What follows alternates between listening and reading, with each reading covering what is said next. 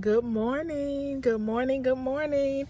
I have had this topic on my mind for a little while. And so today I said I'm going to make it a point to go ahead and record it. I think it's just so crucial. I don't know if many of you know, I work in human resources now. I'm actually a director of human resources in a local county government here in Georgia. But my professional work experience has really started in mental health. And so mental health has always had a special place in my heart. It's always been very important to me that people take care of both their physical and emotional and mental wellness, right? Make sure that that is a priority as they move about. So I'm going to start a series, and today will be the first day, and I'm going to talk about boundaries, personal and professional boundaries. And today I'm really going to focus on personal boundaries, those boundaries that you set for yourself. And they can be used in your day-to-day relationships. They can be used in your professional environment and relationships. But it's important for you because it helps you stay healthy. It helps you make sure that you are getting what you need in relationships, as well as kind of setting the stage for others. Others are able to kind of see those boundaries that you've placed in your own life, and then they will be able to emulate those for themselves if needed. A boundary is kind of a guideline. It's a line that you set. It's almost like a line in the sand that you set that says, I'm not going to go beyond this, or this is the expectation that I will set for me and others so that I can take care of myself. Well, I'm a firm believer that you can't pour from an empty cup. I'm also a firm believer in working in excellence, right? Making sure that you put forth your best foot. I have a very high work ethic. I'm a perfectionist. I think it's important to get it done. So please don't take this topic to mean I'm really not speaking to people who slack or who have shortcuts or who really don't want to work. That's not who I'm talking to. This is really for those individuals that will go above and beyond, who understand that if it's in their wheelhouse, it's theirs, who understand the value of hard work and ensuring that things are done and done correctly. Those people are more likely to burn out. Those people are more likely to become frustrated and overwhelmed with the many tasks that are set before them. While I was working in mental health, I did case management for a while with severely mental ill individuals. And I met so many people that used to be editors or used to be attorneys or used to be was the magic word for me, because why aren't you now? And in many of those cases, and not saying that mental illness is not a predisposition and hereditary and all sorts of chemical imbalances that come into that, but also life makes those symptoms or could make those symptoms show up. That's why it's a higher precedence between the ages of 18 and 24, because life is changing so rapidly during that time. And so although those diagnoses or those concerns could have been there, they show up during that time because life is also happening during that time. And I'm not going to be before you long. I only have about 3 topics or 3 things that I want to focus on. An idea of a boundary, stepping away, right?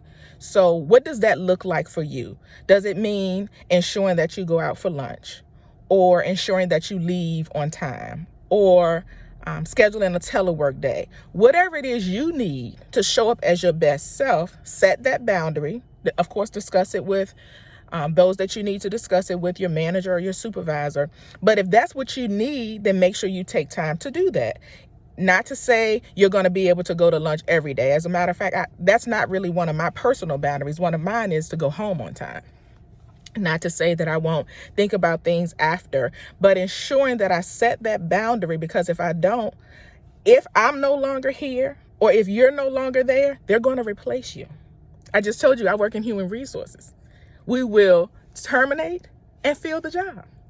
So you have to focus on you, and if you don't, no one else will. They will allow you to work just as hard as you're willing to. And I used to always give the example, because I use an analogy of keeping the balls up. You know, when you're juggling many tasks, you're juggling many assignments, you're juggling many things that you want to implement. And I'm not one to let the balls fall, but at what expense? At what expense do you keep the balls up? That's where the boundaries come in. You have to determine what you're willing to give and what you're willing to lose in order to make sure all the balls stay in the air. So the first time is set those time boundaries. What do you need throughout the workday? Another one is interpersonal relationships, how you will be communicated with, how you will interact with others. What does that look like? An example is if someone becomes inappropriate or irate or unprofessional, you have to stop them. If you continue to let negative behavior or behavior that's not acceptable for you and your personal boundaries continue, then it will continue. I'm not saying get ugly. I'm not saying be rude or disrespectful with someone, but I am saying stop it and address it. You have to be willing to address it, even if it's something that's been acceptable in the environment, even if others accept it. If that's something that you need, then you have to set that boundary and ensure that it's carried out. You control how someone treats you. And this is both in professional and personal relationships. It's important to let people know, no, that's not how we're going to communicate. In an appropriate way, in a respectful way, but you can set that boundary. Another thing is scheduling time away. I tell people it's not appealing to me when people have so much PTO or vacation time that they can't earn anymore because they've exceeded it, and the reason is because they're never off.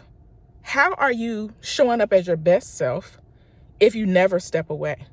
I have an old colleague, someone who used to work with me, and I always use her as an example.